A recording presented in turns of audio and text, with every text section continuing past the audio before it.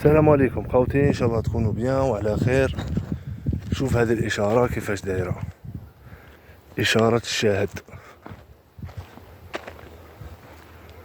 ندوروا حولها هكا.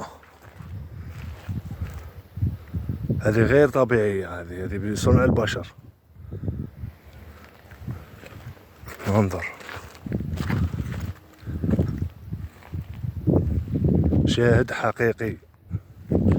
الصخرة طولها 2 متر أو 3، عرضها 2 متر أو 3، طولها يبدأ من هنا 2 متر. فيه جرن جانبي 7 سنتيم، حوالي 7 سنتيم تثبيت. الجرن الجانبي دائما ما يكون تثبيت.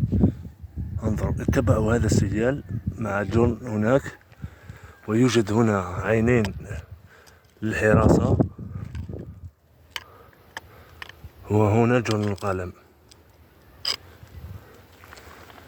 تم الحفر هنا عليها، ولكن الذي حفر هنا استسلم. هي صعبة بس استسلم. يا أخي، كنوز القدماء دائما ما تكون صعبة جدا، صعبة جدا جدا جدا، لا تستطيع أن تأخذها بسهولة. انظر جرن حبة البيض.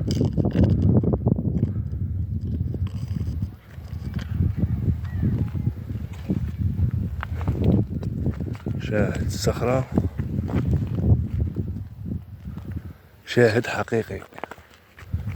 مكان جاي شغل جبل هكذا، جاي في وسط الجبل. ها هو الجبل هكذا، هذا جاي في وسط الجبل.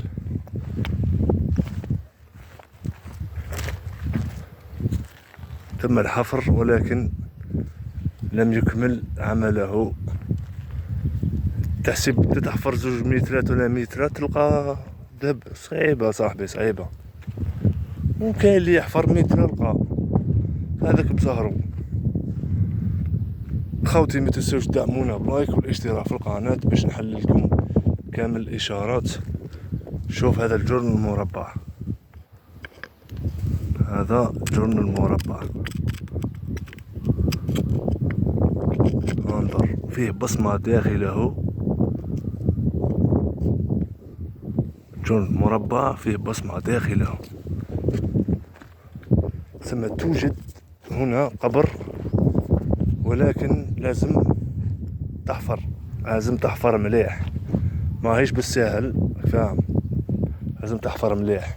كل الدلالة تدل على قبر. إشارة المربع، إذا وجدت إشارة المربع احفر، باسكو إشارة المربع تثبيت. في أي مكان توجد إشارة مربع كبيرة أو صغيرة تساوي تثبيت. شكرا لكم، إن شاء الله كونوا فدناكم شوية، ورانا مع قناص الإشارات. لايك للمزيد.